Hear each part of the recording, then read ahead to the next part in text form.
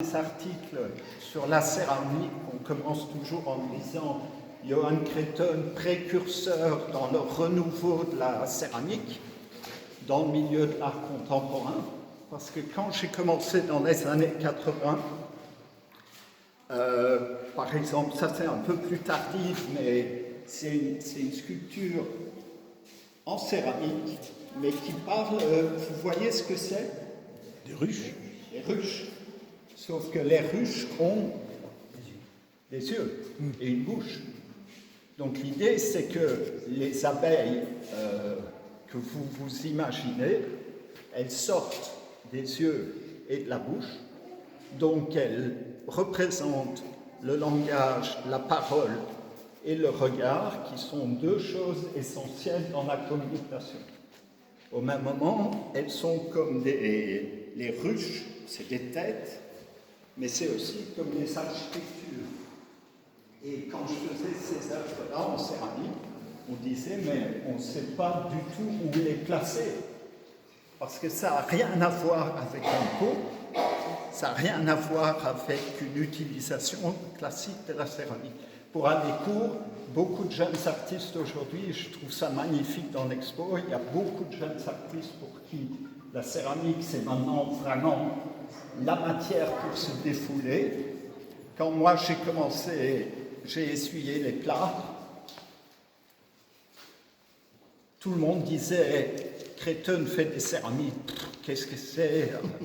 Mais j'ai montré qu'on pouvait les montrer dans un contexte de sculpture, d'art pur, et aussi dans des galeries d'art, pas dans des galeries de céramique, mais dans des galeries de sculpture, où elle était montrée à côté de Mapplethorpe ou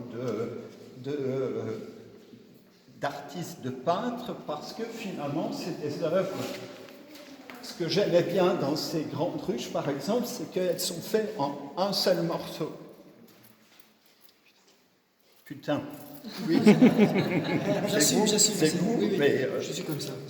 l'idée, c'est qu'elles sont faites en un seul morceau. Là que souvent, les gens qui utilisent la céramique font des montages. Pour moi, l'idée, c'est que c'est un seul morceau et qu'il n'y a pas, pour moi, un élément de trop ou de pas assez. Souvent, la céramique devient, et surtout aujourd'hui, devient quelque chose de difforme, et ça peut être magnifique, mais pour moi, tout doit être correct ou juste dans ma tête.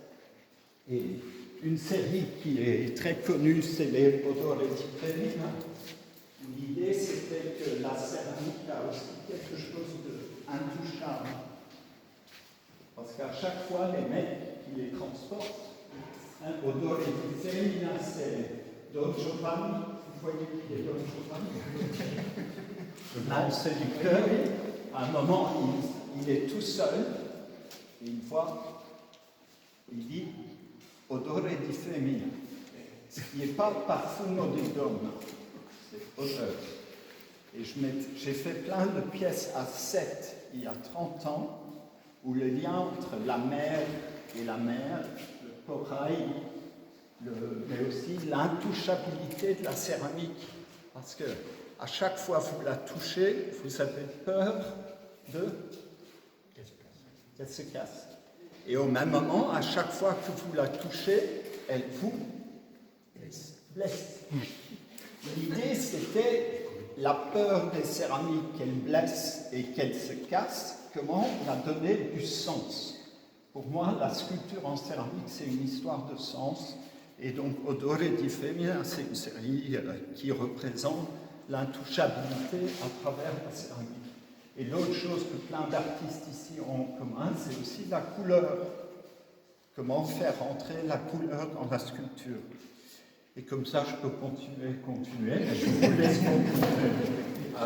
N'hésitez pas, après la fin du parcours, évidemment, de revenir vers les artistes si vous avez des questions complémentaires. C'est vrai que la question de la couleur, comme vous le disiez, Johann, est aussi très importante dans cette salle, même si elle est peut-être moins percutante et moins toxique que dans la première salle, mais c'était effectivement important aussi pour les artistes, notamment pour Marianne Castelli qui est ici, qui a aussi ce rapport à la peinture, comme parlait aussi Marlène, ce jeu avec notamment cette œuvre qui s'appelle Palette, qui est ici.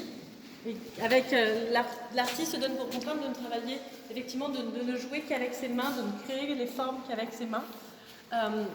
Alors que, par exemple, Cyril Chartier-Poyer, qui a donc aussi étudié à l'École des Beaux-Arts de Montpellier au début des années 2000, lui fait des estampages de tuiles ou de souches qui viennent donner le nom à ces deux séries, donc avec ces 5 tuiles que vous avez ici et cette souche-là que vous avez là.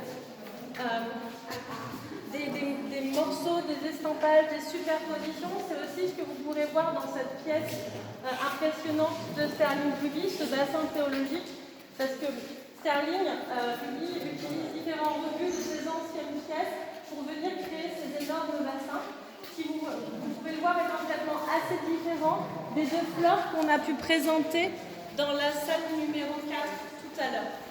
Et il y a aussi toujours encore une chose par rapport à la nature de la rencontre, la nature, qu'on a avec les œuvres de Arnaud, qui sont des ensembles qui sont aussi des estampages de roches qui sont près de chez elle. Elle vient récupérer aussi la terre de chez elle qu'elle vient poser sur ces roches et ensuite faire cuire dans son four à bois qu'elle a créé chez elle.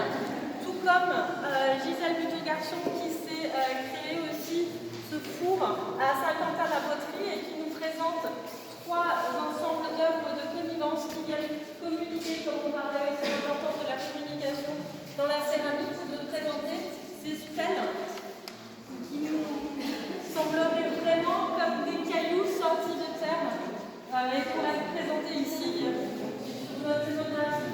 Et on avait aussi dans l'idée de créer une nature, de créer une idée de promesse coloniale avec les 3 fantasias de Jessica Boubetra. On vous a parlé tout à l'heure de la question de l'importance du modelage, mais comme on fait toujours des exceptions qui confirment la règle, Jessica commence, tout comme les crabes de Roberto Chiodi, à créer ses formes numériquement pour faire monter ses pièces en imprimante 3D, puis ensuite elle les retravaille à la main avant de les passer au four. Et on avait aussi envie de faire communiquer les pièces de Jessica Boubetra avec des colonnes d'Elmar Freinwalder, qui lui fait référence à de nombreux rêves aussi, comme on pourrait avoir dans le travail de Marlène et de Jessica Boubetra. Et on avait envie de laisser ce tronc de cette œuvre d'Aneta Regel qui est quand même un peu différente des autres, pour le fait qu'on devait jouer sur cette colonnade aussi dans cette salle. Mais il nous reste encore une salle à découvrir.